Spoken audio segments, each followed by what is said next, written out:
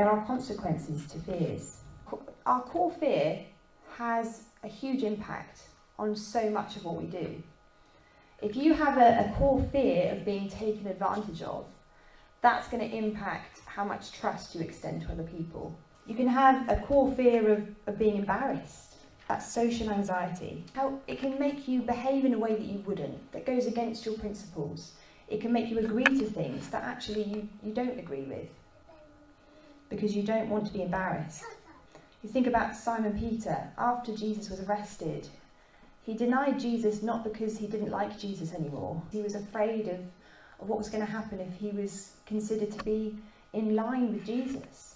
There's a saying that we can't protect what matters most if we're busy protecting our reputation. There can be a fear of failure, and this is a big one. It often stops us achieving things. How many conversations have you not had because you convinced yourself it wasn't going to work out? Because fears like these, unconstructed fears, interfere.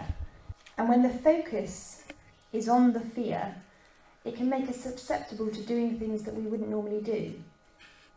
And often, it is about the fear of the unknown, isn't it?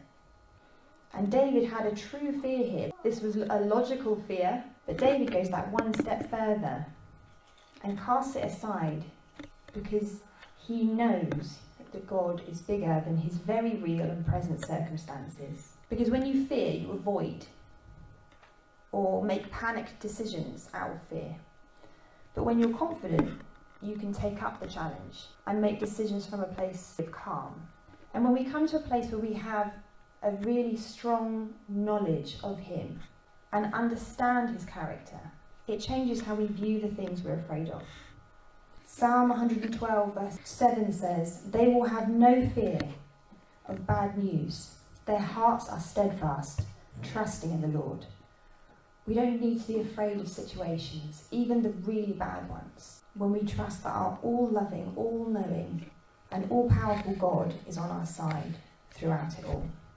How could you rewrite the story you tell yourself, whether that is about God or yourself, to give you confidence over that fear?